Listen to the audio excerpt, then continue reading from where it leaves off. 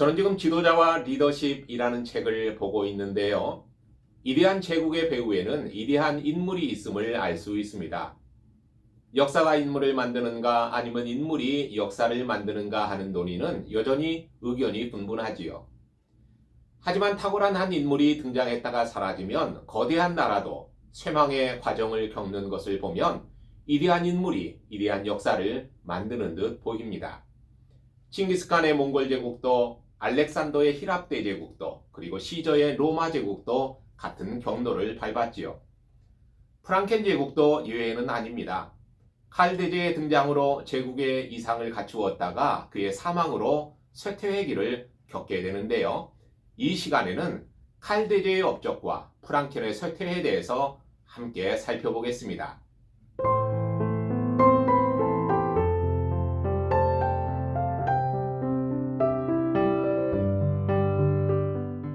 칼 대제는 유럽의 탄생과 통합을 상징하는 인물입니다. 그는 생애 대부분을 마상에서 보냈어요. 오늘날의 유럽의 큰 국가 프랑스, 벨기에, 네덜란드 그리고 라인강 전역을 장악했고요. 772년부터 804년까지는 작센도 정복했죠. 774년에는 랑고바르덴을 정복해서 로마의 아버지라는 호칭을 얻었고요. 바이에른도 물론 영입합니다. 서유럽 전체를 군사적으로 통일했는데요. 서구의 완성자였지요. 칼 대제는 궁제 피핀 가문의 자손입니다. 칼 마르텔, 이슬람을 뚜르에서 제합한 망치라고 하는 뜻을 가진 위대한 영웅이죠. 그에게 두 명의 아들이 있었는데요. 칼만과 그리고 난쟁이 피핀 3세였습니다. 난쟁이 피핀 3세는 궁제의 신분에 만족지 못했죠. 쿠데타를 일으켰고요. 메로빙 왕조를 몰락시키면서 그리고 새로운 왕조를 시작한 인물입니다. 피핀 3세가 쿠데타를 통해서 새로운 왕조를 시작했기 때문에 피핀 왕조 이렇게 불러야 될 것 같은데요. 역사는 피핀이 세운 새로운 왕조를 카롤링 왕조라고 부르고요. 바로 이 카롤링이라고 하는 말은 그 피핀 3세의 두 아들 가운데 칼 대제의 이름에서 따온 것이죠. 칼 대제에 대한 원자료는 바로 칼의 생애라고 하는 라틴어로는 비타 카롤리라고 부르는데요. 이 책이 있는데요. 바로 칼 대제의 측근이었던 아이나르트가 기록한 책입니다. 칼 대제를 다룬 영화인데요. 아이나르트가 책 제목을 칼 대제의 생애라고 정할 것이라고 말합니다. Das Werk soll benannt werden Vita Caroli. 칼 대제의 통치하에 프랑크는 해체된 서로마 제국의 위치를 차지하게 되죠.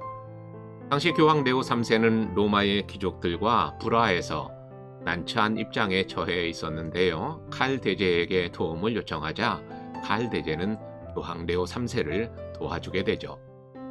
군사적 원조에 이어서 칼은 직접 로마를 방문했는데요. 800년 성탄절에 성 베드로 성당에 칼이 들어서자 교황은 칼 대제를 로마 황제라며 깜짝 대관을 했죠. 칼 대제는 하나님이 세우신 황제였어요. 교회가 황제 칭호를 부여하고 인정했다라고 하는 것입니다. 교회가 황제 칭호를 부여하고 인정했다는 점에서 신성한 의미가 부여되었고요. 교회가 베풀었다는 점에서 도권의 우위를 세상에 천명한 것이죠. 동로마 제국에서는 황후 이레네가 컨스탄티노스 6세를 제거하고 스스로 황제 지위를 차지했죠. 그리고 서방의 황제인 칼 대제와 장기간의 끈질긴 협상 끝에 812년 결국 비잔틴에서 칼 대제의 제위를 인정하게 됩니다. 칼 대제는 아들 경건왕 루드빅에게 왕의 자리를 계승해 주었고요. 814년 1월 28일 아켄에 지은 궁전에서 사망하게 되죠. 그리고 독일의 민스터에 장사되었습니다. 우리가 알고 있는 신성 로마 제국의 시작은 바로 800년에 있습니다. 800년 성탄절에 교황 레오 3세가 칼 대제에게 황제라는 관을 제수하면서 시작이 되죠. 신성 로마 제국의 탄생은 새로운 기독교 문화의 시작이라는 점에서 그 의의가 큽니다. 칼 대제와 새로운 협상을 통해 로마와 프랑켄 왕국과의 협력 관계를 재확인한 이 하드리아누스 황제의 후임으로 바로 등장한 사람이 네오 3세였었죠. 칼 대제는 네오의 교황 선출에 전혀 관여하지 않았는데요. 로마에 있던 소위 권력의 맛에 침취해 있던 일단의 성직자들과 귀족들은 이 새 교황인 네오를 납치해서 감금하고 자신들이 원하는 새로운 교황을 선출하고자 했죠. 네오는 탈출해서 칼 대제에 가서 이 사태를 알리고 도움을 요청했습니다. 하지만 로마의 음모자들은 항소의 형식으로 네오가 교황으로는 부적합함을 주장했지요. 이 항소는 바로 칼 대제가 전임 교황 하드리안에게 약속을 받아두었던 자신이 로마의 법적인 통치자임을 확인시키는 그러한 장치였습니다. 칼 대제는 조사를 명령했고요. 로마에서 자신이 입회한 가운데 재판을 열었지요. 재판이 시작되자 네오는 벌떡 일어났어요. 그리고 베드로 사도의 교구인 로마 교구는 모든 사람을 재판할 수 있는 권한을 가지고 있지만 아무에게도 재판을 받지 않는다고 선언했죠. 거기에 모인 모든 사람들 앞에서 복음서에 손을 얹고 자신이 혐의를 받고 있는 모든 범죄에 대해 자신은 무죄하다고 선서했어요. 모든 사람이 환호했고 이것으로 재판은 끝난 거죠. 이틀 후 크리스마스에 칼 대제가 베드로 성당의 제단 앞에 무릎을 꿇고 있을 때 네오는 황제에게 다가갔고요. 황제의 관을 그에게 씌워주었습니다. 거기에 모였던 많은 군중들은 사전 계획처럼 하나님에 의해 왕관을 받은 이데하고 평화를 사랑하는 로마인들의 황제 칼 대제 아우구스투스에게 장수와 승리가 있으리라고 크게 외치고 환호했어요. 이것으로 800년 성탄절은 역사적으로 신성 로마 제국이 탄생한 날이 되었습니다. 칼 대제의 프랑켄 제국은 이질적인 문화의 복합체였습니다.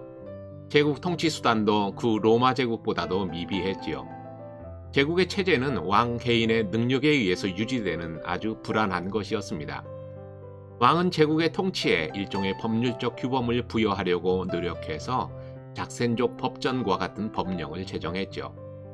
지금의 독일 아켄의 왕궁을 건립했고요. 그 재료를 이태리에서 운반해 오기도 했어요.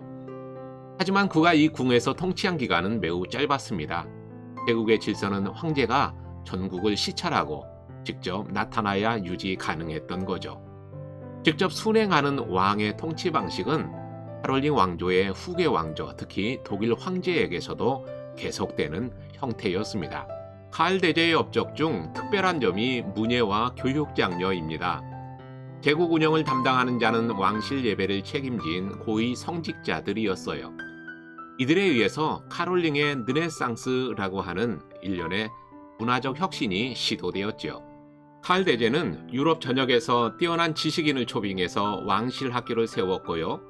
전국의 수도원을 교육의 중심지로 만들었습니다. 이 프로젝트에 앵글로 섹슨의 성직자 및 선교사들이 참여했죠. 특히 왈쿠이는 황제의 명을 받아서 성경 텍스트를 정리했고요. 궁정학교를 감독하고 정비해 주었습니다. 사실 그레고리 이후 스콜라 초기가 시작되기까지 특별한 신학적 노력은 없었던 때였어요. 유럽 변화의 새 주역이 된 이 카롤링 시대에 들어서 옛 시대의 전통을 수집하고 재생산하는 데 관심을 기울인 것이죠. 칼 대제 자신이 교회를 포함해서 문화사 전반의 변화와 발전에 큰 자극제가 되어주었습니다. 보니파키우스와 페핀 그리고 보니파키우스의 제자였던 메치의 크로데강의 지도 아래 교회법에 대한 연구가 진행되었어요. 크로데강이 자기 희하의 성직자들의 생활 규범을 위해서 작성한 규칙은 제국 전체의 성당과 교회 및 성직자들의 생활 기준으로 사용이 되었습니다. 성직자들은 교회법에 따라 기도와 예배를 드렸죠. 그 태도는 화려해서도 혹은 성의가 없어서도 안 되었어요. 경건한 모습은 처음부터 끝까지 견지해야만 했습니다. 평신도들은 사순절에 그리고 수도사들은 매 토요일에 죄를 고백했죠. 병든 성직자들을 위한 거처를 따로 마련하고 이를 돌보는 성직자들도 배출했어요. 신자들을 위해서는 세례, 견신례, 고해 그리고 설교를 정기적으로 했지요. 칼 대제의 학문 장려는 제국 전체 교회에 중요한 영향을 주었습니다. 7개의 인문학부 교육은 이태리에서 가장 활성화되었죠.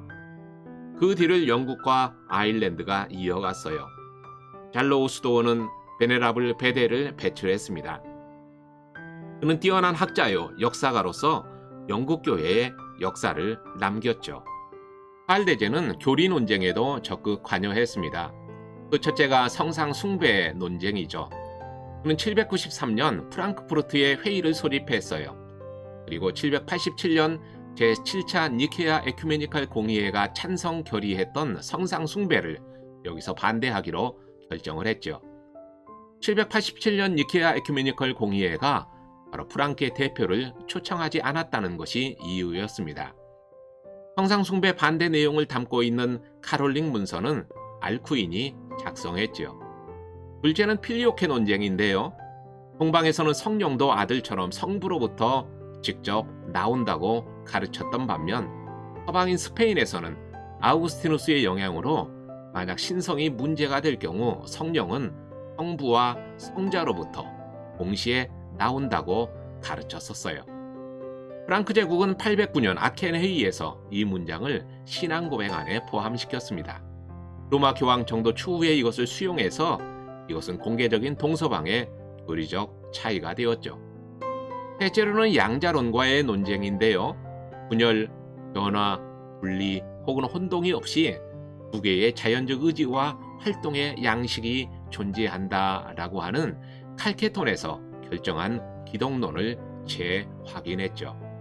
칼 대제의 두 가지의 조치는 제국뿐만 아니라 교회에도 아주 중요한 영향을 주었지요.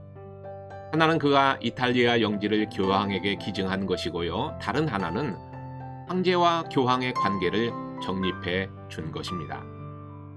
그가 사망한 후에 제국은 후계자들에 의해서 하나로 보존되지 못하고 이제 분열의 과정을 겪고요. 프랑케는 쇠퇴의 길로 접어들게 되죠. 프랑켄 제국의 쇠퇴는 크게 내적 그리고 외적 원인으로 나누어 볼 수 있습니다. 내부적 원인은 무엇보다도 분열인데요. 칼 대제에게는 아들이 하나 있었고요. 경건자 루드빅이죠. 그 아들에게 모든 것을 상속해 줬을 때는 문제가 발생하지 않았습니다. 하지만 경건자 루드빅은 아들이 3명이 있었는데요. 큰아들 장남인 로타르에게 모든 것을 물려주려고 하자 동생 2명이 아버지와 형에게 반기를 들게 되죠. 그래서 세 아들에게 공평하게 제국을 분할해서 나눠준다라고 맺은 협약이 바로 베르덩 조약입니다. 그 후 장남이었던 로타르가 차지했던 중부 프랑크는 또 다른 변화를 겪는데요. 그가 죽자 아들 셋에게 중부 프랑크를 상속해 주었고요. 둘째 아들이었던 노타르 2세가 죽자 삼총격이었던 서부 프랑크의 대머리 칼과 동부의 루드빅이 이 지역을 침략해서 둘이서 분할 소유하자라고 하는 메르센 조약을 체결하게 되죠.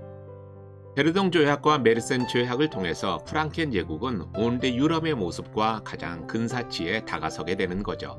프랑켄 제국의 쇠퇴에 끼친 외부적 원인은 새로운 세력들의 등장인데요. 마자르족도 침입하고요. 아래에서는 이슬람이 이로 공격해 들어오게 되죠. 가장 큰 영향을 주었던 것은 바이킹의 침입입니다. 덴마크와 노르웨이의 바이킹은 서유럽을 그리고 스웨덴의 바이킹은 동유럽을 강타했죠. 공격 대상은 주로 수도원과 교회였어요. 그것은 문화의 중심지이자 축적된 부의 문상이었기 때문이죠. 911년 서부 프랑크의 단순한 콸은 세느강 유역을 이 바이킹에게 거주지로 내주었죠. 그것을 북쪽 야만인의 땅이라고 해서 노르망디라고 불렀고요. 2차 세계대전 때 연합군의 상륙작전이 시행된 곳입니다. 움베르토 에코에 의하면 바이킹이라는 이름은 독일어로 비크라는 단어에서 파생했습니다. 일반적으로 스칸디나비아에서 활동했던 해적을 가리켰죠. 종종 노르만 북쪽의 사람들이라고 하는 의미로 통했는데요. 이들은 무역과 약탈에 차이를 두지 않았고요. 9세기 초부터 약탈자로서 활약하기 시작을 했습니다. 그들의 활약 배경에는 유럽 전역에 암울했던 상황이 자리하고 있었습니다. 카롤링 왕조의 약화와 영토 분할로 인한 상호 경쟁관계, 또 내부의 권력투쟁, 제국 경계가 불안정한 것이 작용했고요. 무엇보다도 북유럽에서 발전된 항해술이 큰 역할을 했습니다. 북에서 남으로 이동하면서 선박 제조술과 항해술이 이로 인해서 날로 발전하게 되었죠.